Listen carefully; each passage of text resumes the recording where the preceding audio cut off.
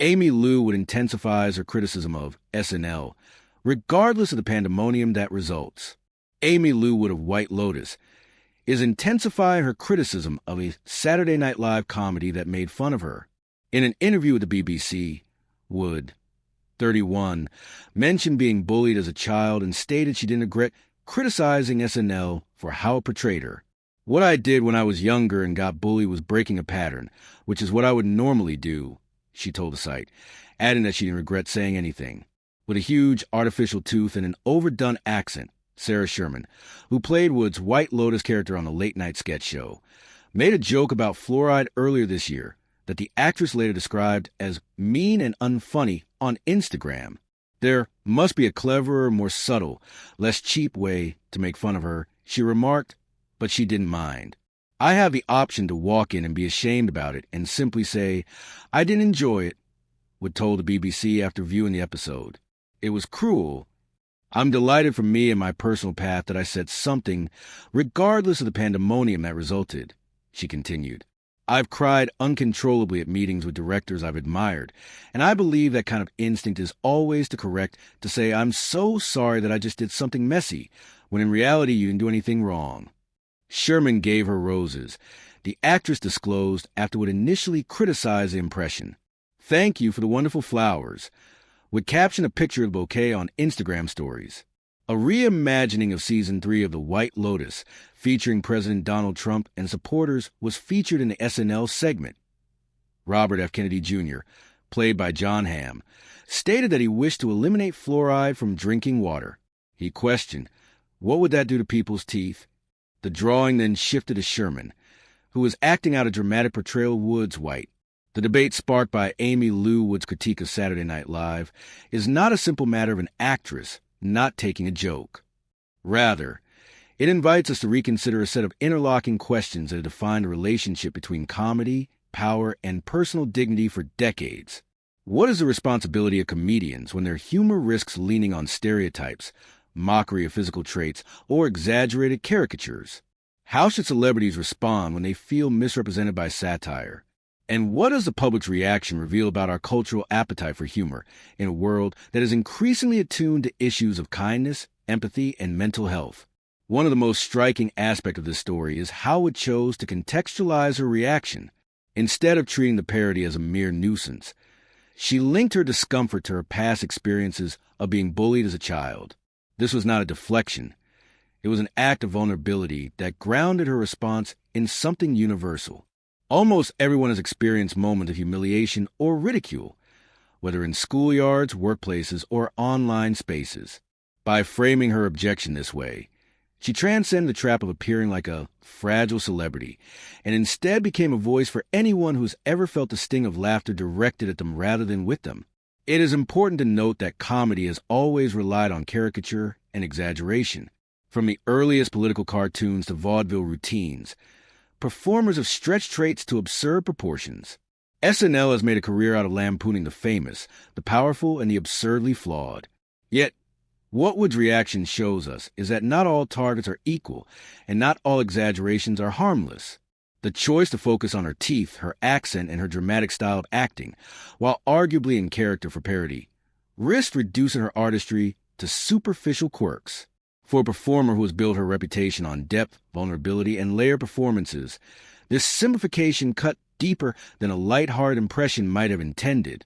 This raises a profound question. Where is the line between satire and cruelty? Comedy scholars often point to the difference between punching up and punching down. Punching up challenges the powerful, the corrupt, the institutions that govern us. It exposes hypocrisy and ridicules arrogance. Punching down, on the other hand, risks mocking people for qualities they cannot change, appearance, identity, or personal pain. In the SNL sketch, critics could argue that the fluoride joke and exaggerated teeth gag felt closer to the latter than the former. And while the intent may not have been malicious, the impact on Wood was real. Her decision to speak publicly about her discomfort is particularly meaningful in the context of celebrity culture. For decades, actors and musicians were expected to play along when late-night shows mocked them, appearing afterward on talk shows to laugh off the caricature.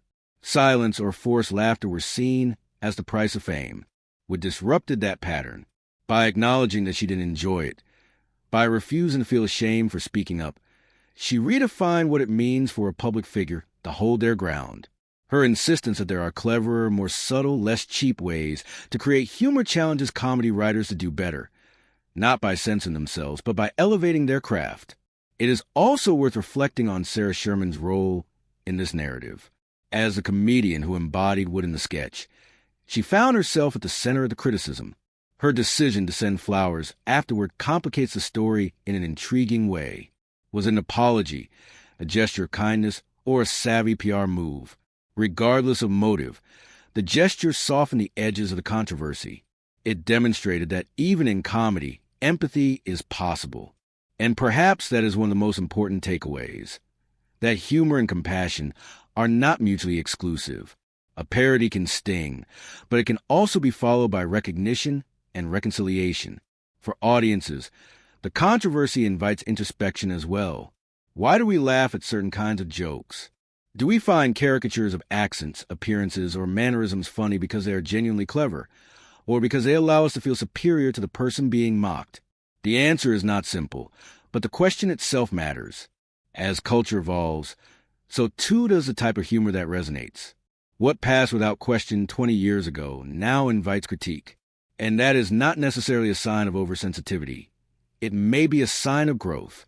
From a broader cultural perspective, Wood's critique also intersects with the ongoing conversation about mental health and public vulnerability.